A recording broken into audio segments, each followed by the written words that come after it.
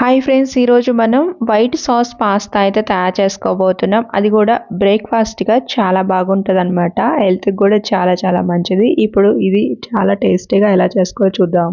First time చూస్తున్నట్టయితే మన ఛానల్ని సబ్స్క్రైబ్ చేసుకోండి. అలానే వీడియోకి ఒక చిన్న లైక్ కూడా ఇవ్వండి. ప్రాసెస్ అంతా కూడా మీరు కంప్లీట్గా వీడియో మొత్తం చూస్తే మీకు క్లియర్గా అర్థమైపోతుంది. ఇప్పుడు ప్రాసెస్లోకి వెళ్ళిపోదాం. ఇప్పుడు మనం వాటర్ అయితే ఇలాగా 2 కప్పులు అయితే తీసుకోవాలి.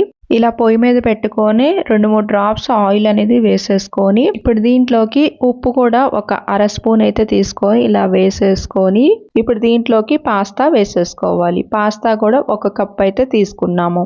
ఇలా తీసుకొని ఈ పాస్తాని బాగా ఉడికించుకోవాలన్నమాట. అంటే ఒక 70-80% ఉడికేంత వరకు కూడా ఈ పాస్తాని అయితే ఉడికించి తీసుకోవాలి. పాస్తా ఉడికిందా లేదా అనేది ఇలా మనం ఒకసారి కట్ చేసుకొని చూస్తే తెలిసిపోతుంది. కట్ అయిపోయిందంటే మనకి ఉడికినట్టు. ఇప్పుడు ఇది రెడీ అయిపోయింది. ఇది పక్కన పెట్టేసుకొని కొంచెం సేపు ఆరనిద్దాము.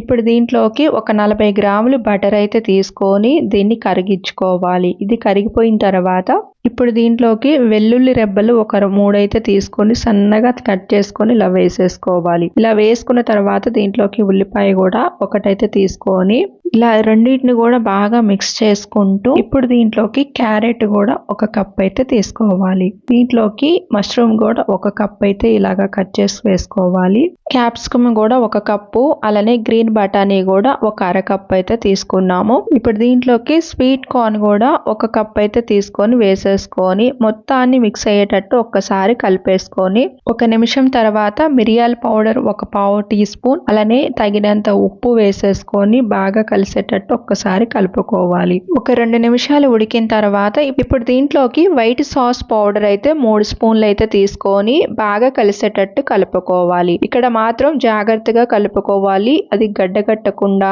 మనకి తొందరగా కలిపేసుకోవాలన్నమాట. ఇలా మొత్తం కలిపేసుకున్న తర్వాత పాలైతే ఇక్కడ మనకి 3 కప్పులు అయితే తీసుకున్నాము. 1 కప్పు పాస్తా తీసుకున్నాము. అలానే ఇక్కడ వెజిటేబుల్స్ కూడా కప్పు తీసుకున్నాము కాబట్టి ఇలా పాలు అనేది 30 లీటర్ అయితే పట్టాయి. ఇప్పుడు దీంట్లోకి పాస్తా వేసేసుకోవాలి. ఈ పాస్తా వేసిన తర్వాత ఇక్కడ దీంట్లో చీజ్ వేసుకుంటే త్వరగా దగ్గర పడిపోతుంది అనమాట. అంతేకాకుండా టేస్ట్ కూడా చాలా బాగుంటది చీజ్ వేసుకోవటం వల్ల. మనకి అవైలబుల్లో లేదు కాబట్టి వేసుకోవట్లేదు. ఇప్పుడు మనకైతే దగ్గర పడింది. ఇంకా స్టవ్ ఆఫ్ చేసేసుకోవాలి. ఇంక ఇక్కడ నుంచి ఎక్కువసేపు ఉంచొద్దు. ఈ ప్రాసెస్ అంతా కూడా మీడియంలో పెట్టుకొని గ్యాస్ అనేది చేసుకోవాలి. హై ఫ్లేమ్ లో మాత్రం అస్సలు పెట్టుకొని చేసుకోవద్దు. చూసారు కదా, వైట్ సాస్ తో ఇలా పాస్తా అనేది రెడీ అయిపోయింది. బ్రేక్ఫాస్ట్గా చాలా బాగుంటుంది. మీకు ఎలా అనిపించింది అనేది ఖచ్చితంగా కామెంట్ చేసి నాతో షేర్ చేసుకోండి. అలానే మీరు కూడా ఎప్పుడైనా ట్రై చేయకపోతే ఒకసారి ట్రై చేయండి ఇదే ప్రాసెస్లో.